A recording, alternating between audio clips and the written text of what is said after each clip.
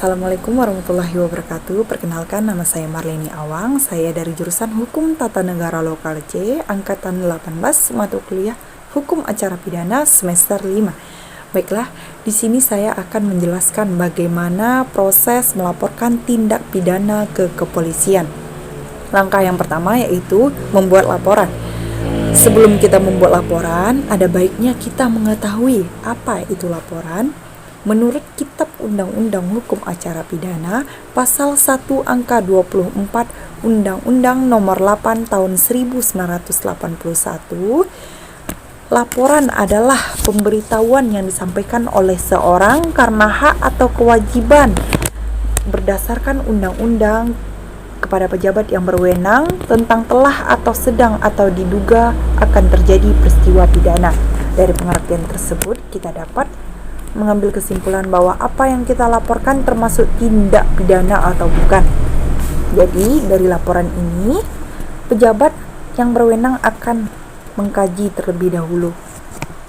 Laporan ini juga diatur dalam pasal 108 ayat 1 Kitab Undang-Undang Hukum Acara Pidana yang berbunyi, setiap orang yang mengalami, melihat, menyaksikan, dan atau menjadi korban peristiwa yang merupakan tindak pidana berhak untuk mengajukan laporan atau pengaduan kepada penyelidikan dan atau penyelidik baik tulis maupun lisan.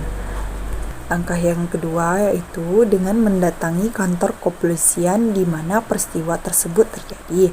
Misalnya peristiwa tersebut terjadi di Pekanbaru, tepatnya di Kecamatan Rumbai. Sebaiknya kita mendatangi Polsek Rumbai atau bisa juga ke Polres atau ke Polda.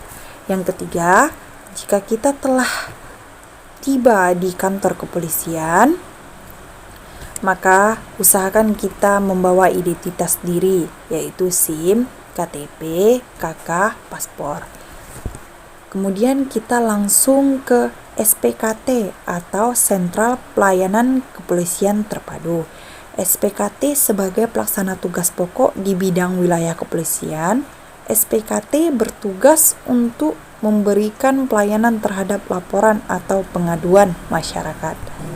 Laporan yang diterima oleh SPKT akan dilakukan pengkajian awal terhadap laporan guna untuk apakah laporan tersebut layak untuk dibuatkan laporan. Kemudian laporan tersebut diberikan penomoran sebagai registrasi administrasi penyidikan. Penyidikan dilakukan sesuai dengan perintah polisi dan serta perintah penyidikan.